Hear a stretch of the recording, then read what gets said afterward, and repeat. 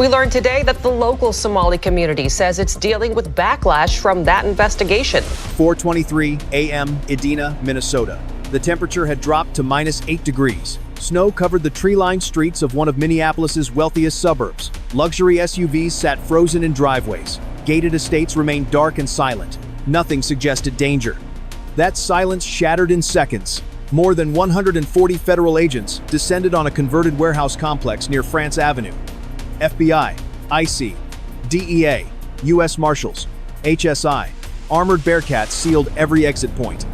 Flashbangs lit the pre-dawn darkness. Battering rams thundered against reinforced doors.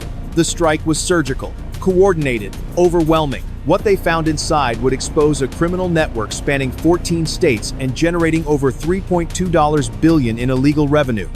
1.9 tons of fentanyl seized in the first 90 minutes, $94 million in cash and cryptocurrency recovered, and 63 children rescued from sealed holding rooms where they had been sedated and prepared for international transport. Federal prosecutors would later describe it as the most sophisticated trafficking and money laundering operation ever dismantled in the Midwest. If you're still watching, tap like now. What federal agents discovered will change how you see nonprofit organizations forever. Her name was Samira Yusuf Hassan, 41 years old, born in Mogadishu, raised in Minneapolis since age 14. On paper, she was a humanitarian success story. She ran the Twin Cities Refugee Housing Initiative, a nonprofit that claimed to help displaced families find shelter and childcare. State records showed her organization managed housing for over 1,200 refugee families across the metro area. City officials praised her work publicly. She attended community events, she spoke at fundraisers, she posed for photos with legislators. But according to federal prosecutors, she was the architect of a transnational criminal empire.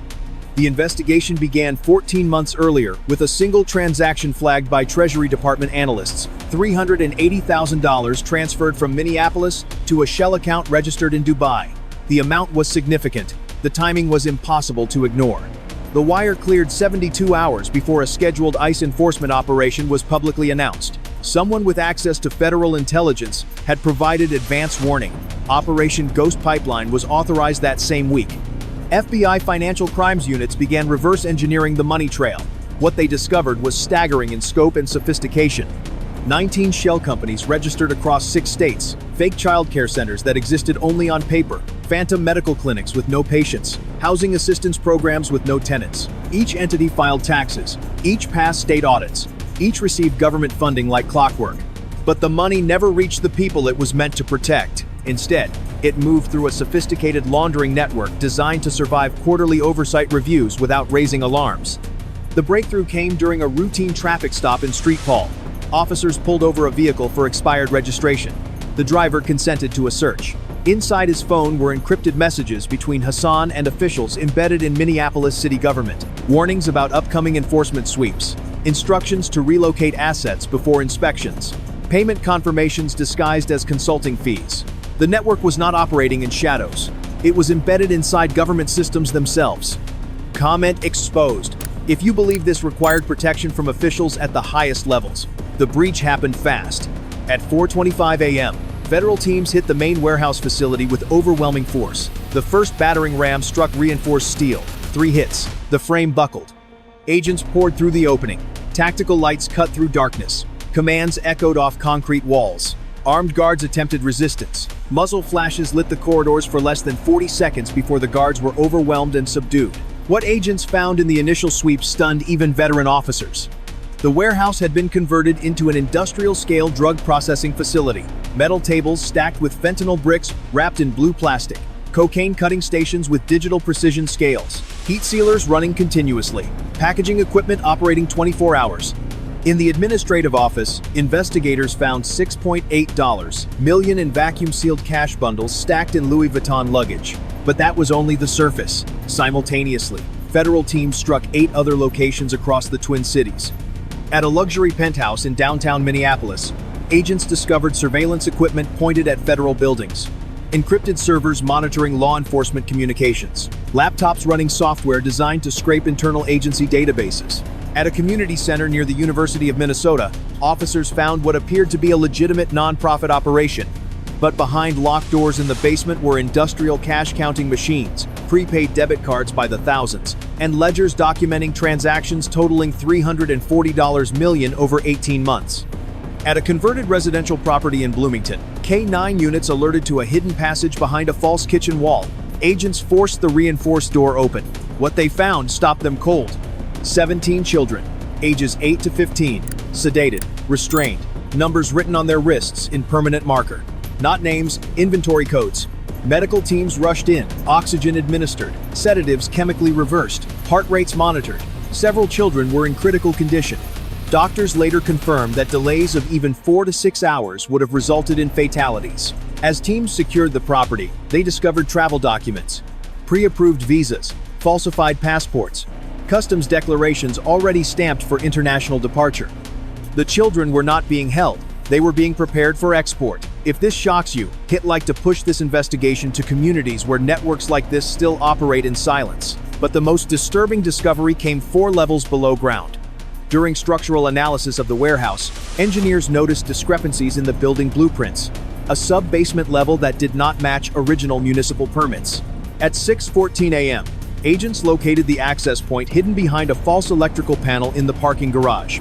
Reinforced steel door, biometric scanner, military-grade electronic locks. It took breach specialists 42 minutes to bypass the security system. What they found behind that door redefined the entire investigation. A 7,000 square foot underground facility. Climate controlled. Industrial ventilation.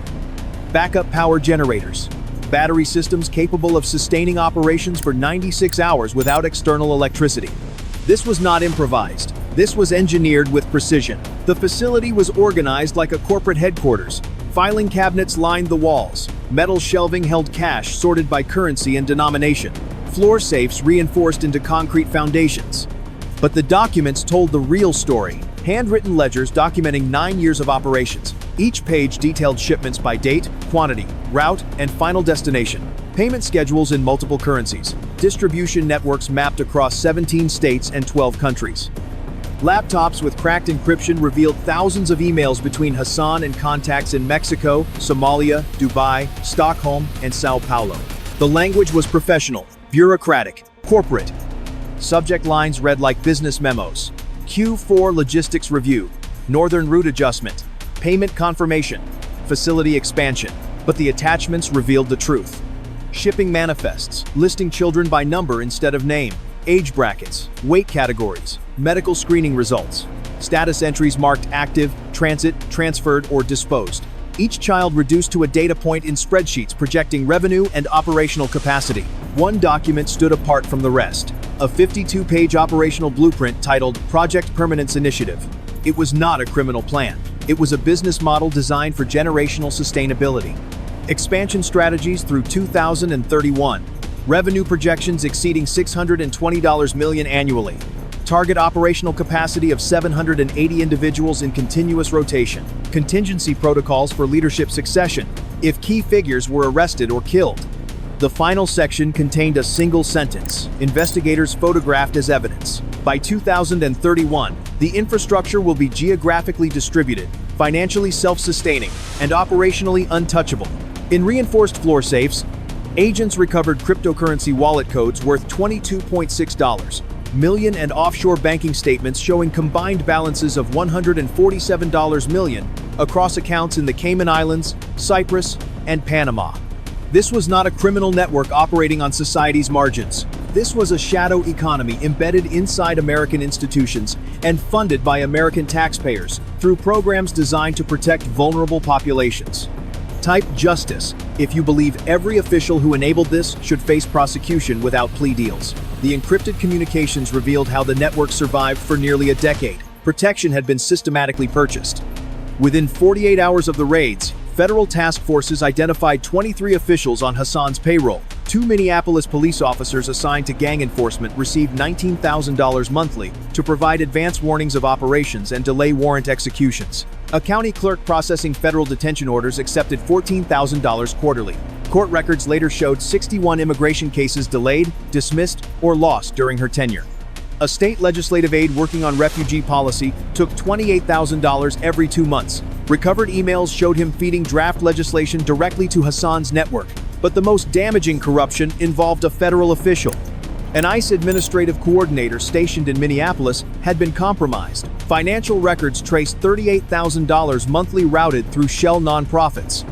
His access allowed the network to operate with near-perfect intelligence. Raid schedules known weeks in advance. Target lists shared in real time.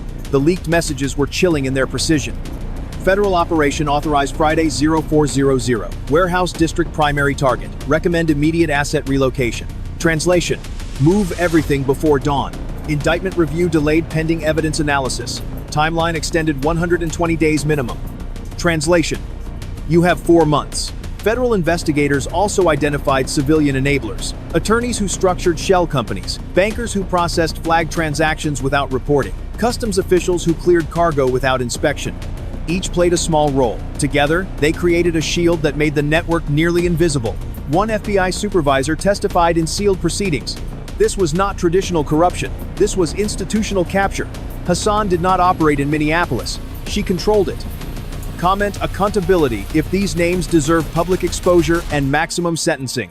When the final arrests were made, the numbers painted a devastating picture. 247 arrests across 7 states. Samira Yusuf Hassan and her top lieutenants facing RICO charges, trafficking violations, narco-terrorism provisions, and money laundering under federal statutes.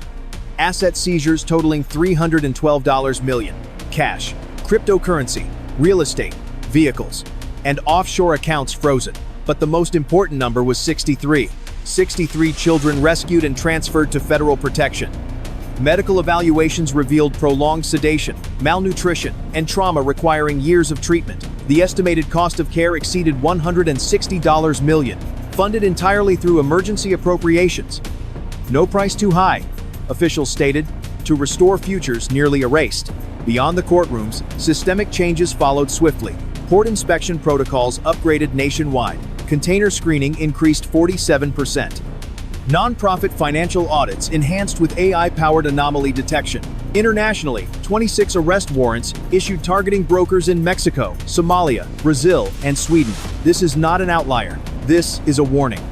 Networks like this operate in dozens of American cities right now. Behind legitimate facades, inside programs designed to protect the vulnerable. The United Nations estimates 40 million people trapped in trafficking networks worldwide. Annual criminal revenue exceeding $150 billion. These systems survive because oversight weakens, because officials accept bribes, because communities assume someone else is watching. What collapsed in Minneapolis is happening in Houston, Los Angeles, Chicago, and Atlanta. In wealthy suburbs and struggling neighborhoods. The networks adapt. They change routes when enforcement tightens. They relocate when leaders fall, but they do not disappear. Because the conditions that allowed them to thrive still exist where no one has started asking questions. Hit like so this reaches communities where networks operate in silence. Comment your reaction. Say what you think about policies that prioritize process over protection.